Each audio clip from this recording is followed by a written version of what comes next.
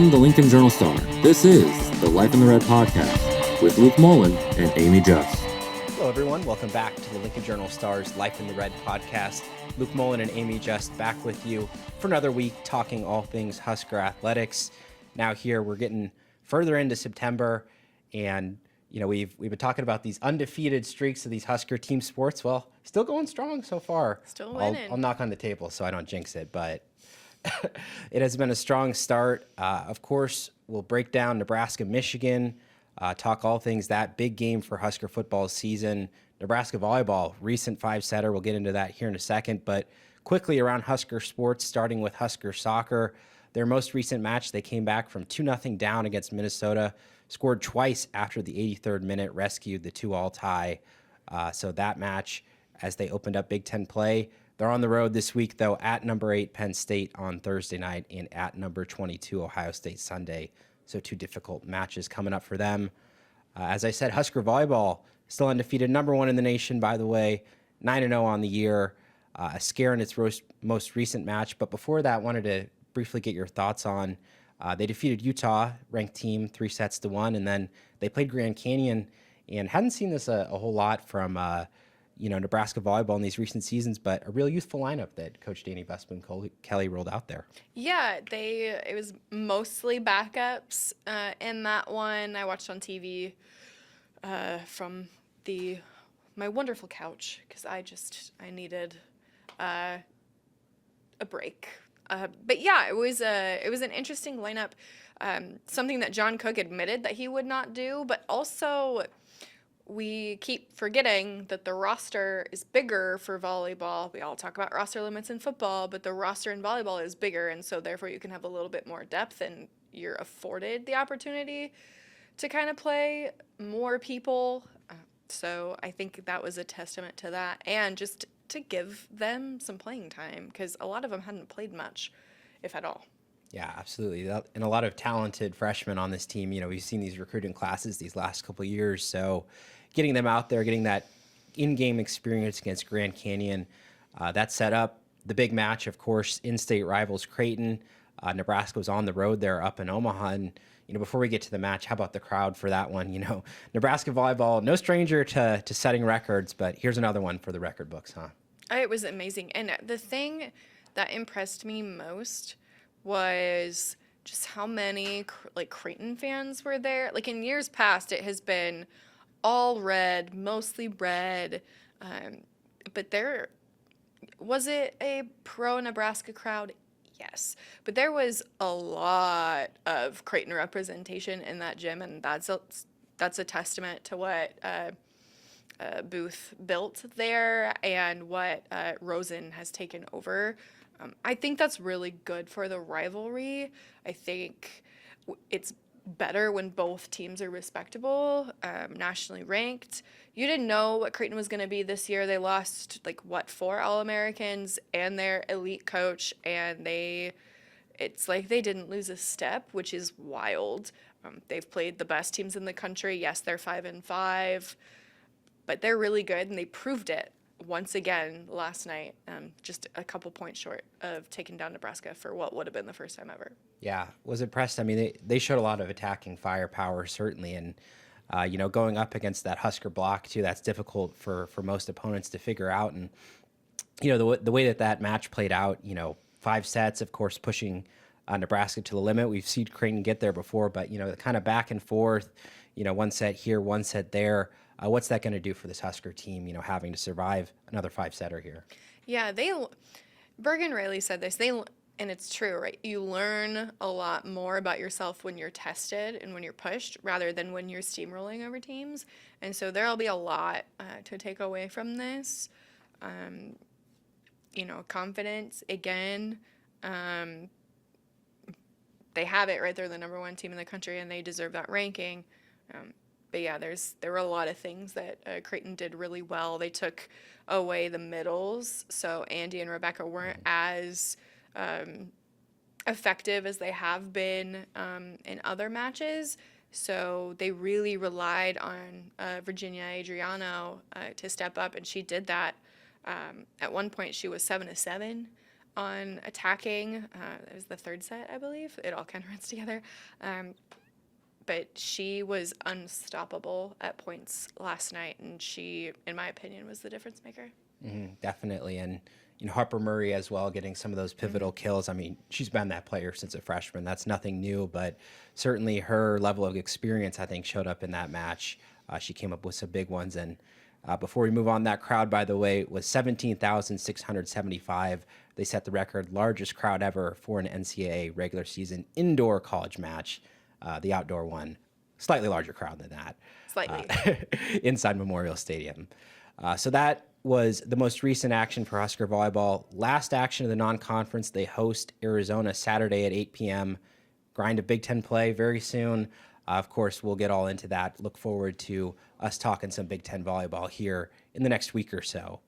Let's move on to Husker football, starting with their recent win over Houston Christian, 59-7. Another back-to-back blowout after they took care of Akron the week before.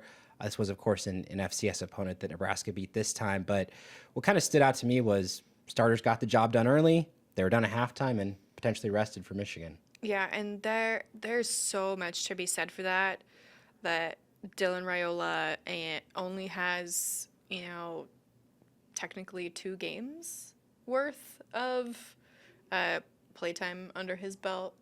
For the most part, he played a little bit in the third quarter against Akron, but hey, it's a tough sport. It's a long season, and the more rest that you can get is better for your body. So they're as fresh as humanly possible, I think, for this week. Absolutely. And mentioning, Dylan Raiola, his start to the season has been incredibly impressive. He was efficient again, took care of the football, spread it around to many different wide receivers. He got Dane Key going. They had a couple long connections, over 100 yards for Dane Key. Ja'Cory Barney scored his first touchdown of the season. Emma Johnson was good again. It was the same playmakers that you saw, taking care of this opponent, using that talent differential to their advantage. But as well, the young players getting in. We saw TJ Lateef again. He was good last week. He was even better this week. Had that long touchdown throw to Cortez Mills. And that was incredible. Yeah, I mean, that was probably the best play of the game, as you wrote. Just the pure execution of that look. And the thing about Lateef is he's just such a smooth passer. It just looks so good when he's back there. Yeah, the future looks good, doesn't it? Yeah, and even there's been a lot of social media discourse. We don't need to get into that, but Dylan Raiola is the quarterback. Yeah. Stop it. I mean, the TJ Lateef is a future difference maker in this offense, but certainly Dylan Raiola, what he's done so far this year, I don't think anybody needs to have qualms about that. Elsewhere on offense, Quentin Ives, we got the first real extended look at him. We've heard so much, about he's been on the scout team, he's been in practice. I mean, he got a little dinged up, of course, heading into the season. That held him back, but he looked every bit that back that they've been talking about. Looked powerful, strong. Yeah, and they needed that from him, right? And I think he needed that for himself, just to show that, yes, he can do it. He can do it in a game against starters, regardless of whatever level they are. And, just to trust that leg again. Yeah, I think that was huge because we've seen Mekhi Nelson. He's got opportunities those first 2 weeks, and they tried Isaiah Mosey in that role. Gave him a couple touches, but that hasn't really, I think, panned out the way that they would have planned it to. So you still need that guy behind Emmett. And again, Mekhi Nelson could be that, but getting Ives those in-game opportunities really important for that Nebraska backfield. And then just overall, the explosive plays were there. That was something, against Cincinnati, people were like, where's the explosive plays? Well, there were a ton of them running, passing, Nebraska offense, putting up these 2 big weeks back-to-back versus the defense. Well, 7 points allowed these last 2 weeks. That's a pretty good stretch for the Blackshirts. It really is. That pass defense is incredible, one of the best in the country through the start of the season. We'll see what that looks like after this week, right?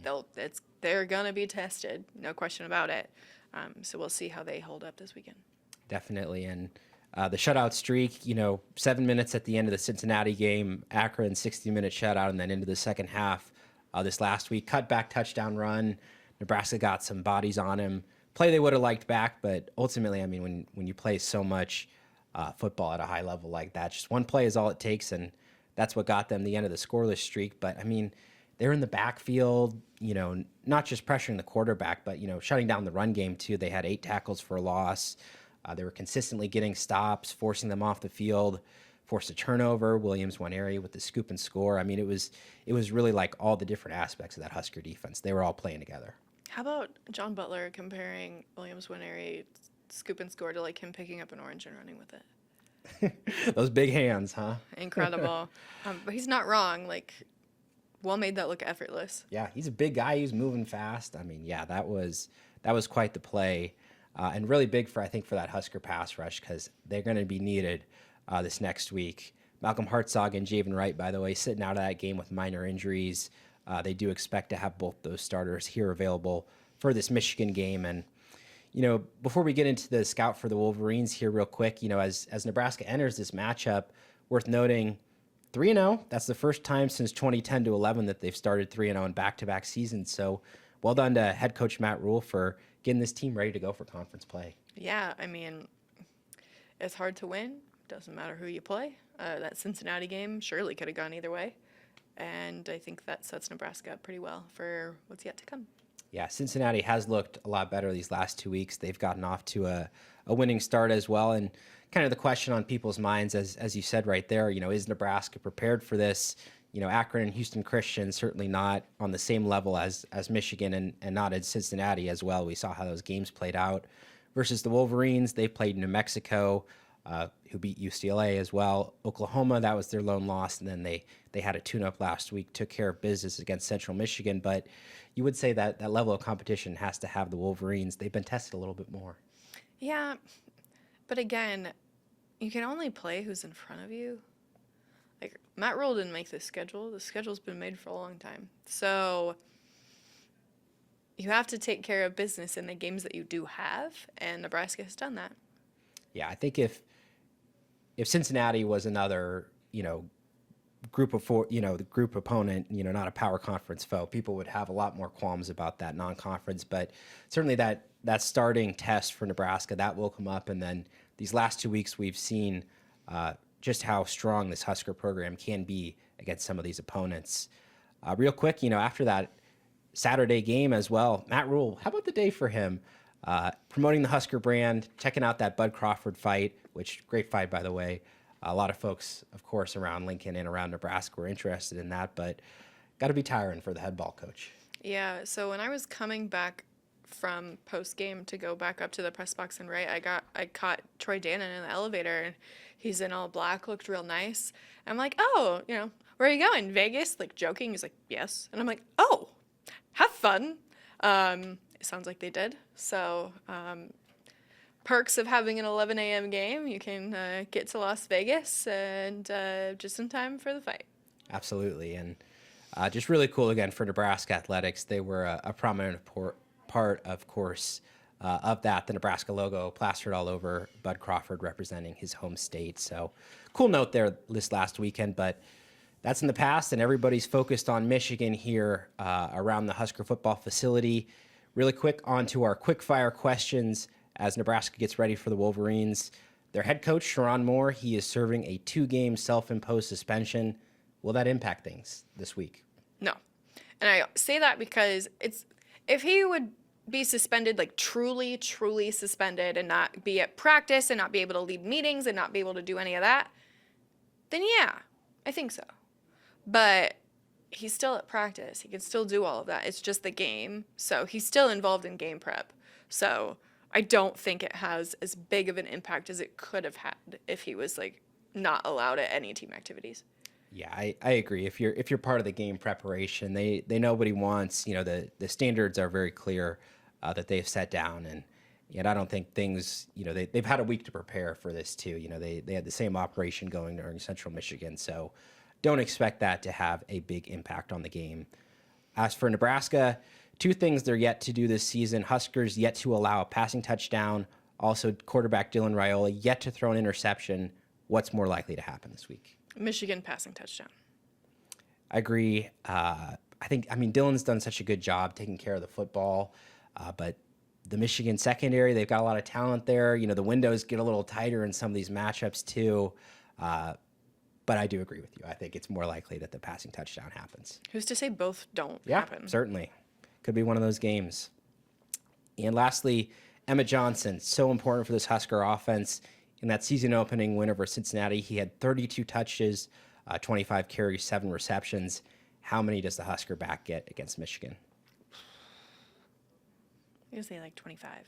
Yeah, I don't think it's as many. I don't think it hits 30 either, No. but certainly 20 plus carries, you would think. You would think, and granted, that's gonna depend on how the game goes. Yeah, game script. Mhm.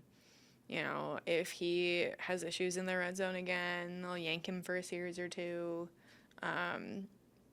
If Nebraska is trailing by a wide margin, then he's going to have fewer because you would think Nebraska's going to air the ball out a little bit. So I think it just kind of depends on how the game goes, but 20 plus wouldn't surprise me. Yeah, definitely big workload again expected for the starting tailback for the Huskers. And the rushing attack, of course, a big topic of conversation. Both teams interested in how that will play out. That is our Husker hot topic for today. Michigan, the rushing attack, really the strength of their offense. Can this Nebraska defense slow down that rushing attack? I don't think Nebraska will be able to stop it, but you would hope that they can limit some of the explosive plays, right? Like I can't talk today. The Wolverines are going to move the chains. It's just who they are.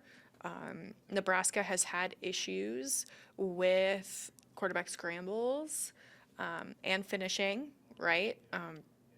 So I think Michigan's rush will be...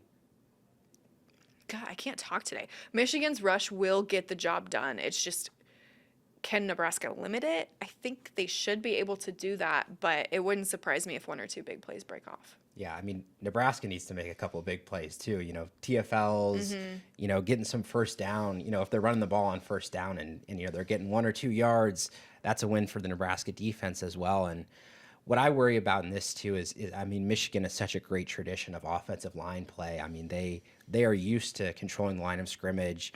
You know, they're used to getting those tight ends in on blocking. I mean, they are gonna really hammer that in. And I think, the first quarter, we'll see how that goes because it's going to be interesting. I mean, do they just let Bryce Underwood go loose? Do they let him scramble as he wants? Do they play it pretty tight? But I do think for this Nebraska defense, what they did against Cincinnati in dealing with Sorsby, the running quarterback, they were exposed. They've got to be studying the film these last couple of weeks. You just got to think that they're going to learn from that, and they'll come into this one more ready for that Michigan rushing attack.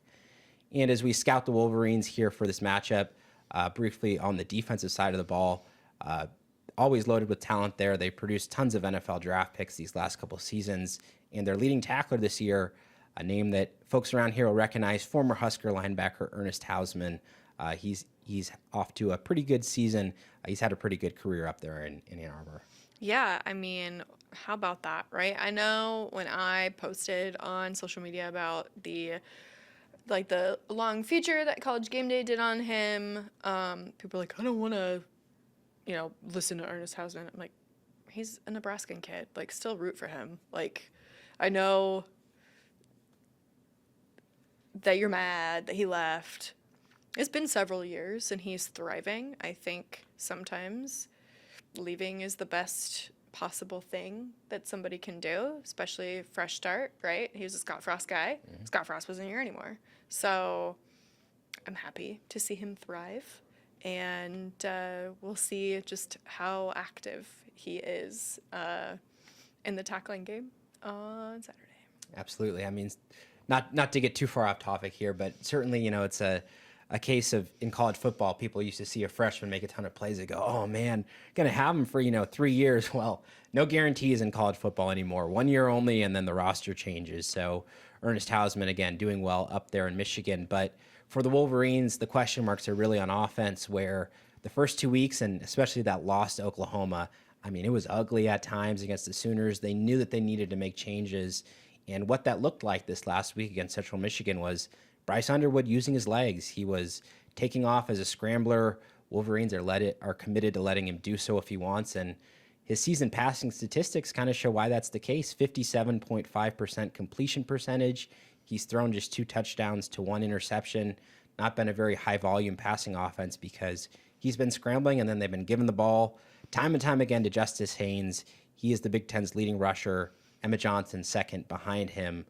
So it's really this rushing attack. Haynes and then Underwood with the scrambling ability that is going to be their bread and butter. Yeah, if Nebraska can limit Bryce a little bit with the scrambles, it wouldn't surprise me if Nebraska, not to get ahead of it, but Nebraska might be able to pull this off. 57% completion is not great. When you look around the rest of the country, Dillon is significantly higher than that. And with Nebraska's just lockdown secondary, I am curious as to what that matchup is going to look like, and I have a feeling it's going to be in Nebraska's favor. Absolutely. So as we get into our game predictions here, Nebraska, by the way, seeking its first win over a ranked opponent since 2016. It's been a long time. Michigan is 2.5-point favorites in this one. It moved back down to 1.5. So, oh, really? Okay. Yes, I checked right before we came in here. It moved back down to 1.5, and then ESPN Bet has it as a 0.5 point. Interesting. A lot of movement there. Mm-hmm. And honestly, this is reflected in the spread. It is such a tight one. Hard to call. I went back and forth on this one for a moment, making my prediction. I think Nebraska gets it done. I'm going to say 24-21.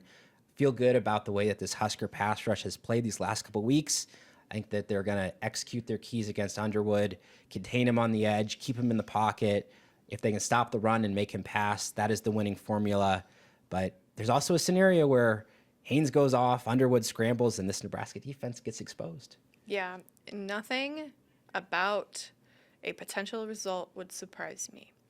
If it turns into a track meet, maybe Nebraska wins, maybe Michigan does.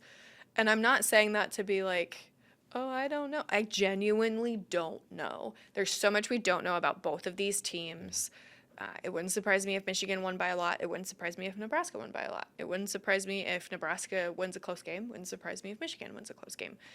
I really think this comes down to Nebraska's run defense, and if they can get the job done and do a better job at containing him than they did against Horsby. I agree. And I did not say a number. 27-24. Nebraska, I think. I don't know, but I want to see, I don't know. I genuinely don't know. And a lot of the times I feel so confident one way or the other, and then I'm really wrong, but I don't know about this one. But I think whoever wins, it will change the trajectory of their season. Definitely. One thing I do know is that Archie will punt on Saturday. At least once, probably. Probably. Something else just about this matchup that stands out too is, how well Dylan Raiola has been playing. Mm-hmm. Games like this, they go down to the fourth quarter, right? They go down to 5 minutes, 3 minutes. You got one drive left. Do you trust the true freshman to go lead a game-winning drive, or do you trust Raiola, who's making tons of great passes? I just think that experience factor could really pay off if Nebraska does get the ball with a chance to win, tie, protect the lead, whatever it is at the end of the game. Yeah, I don't know, but 2:30 CBS, it's going to be interesting. Yeah, it is certainly going to be quite the day in Lincoln, expecting, of course, a big crowd there. Lots of attention, lots of excitement. This was the one that folks had circled heading into the year to open up Big Ten play, and it'll be this Saturday. Matchup coming up. As always, we will have all the coverage for you online at journalstar.com. That'll do it for today's episode of the Life in the Red podcast. We'll see you again next week. Thank you for listening to this week's Life in the Red podcast. Our theme music is composed by Sasha Imdi. The stories continue on journalstar.com.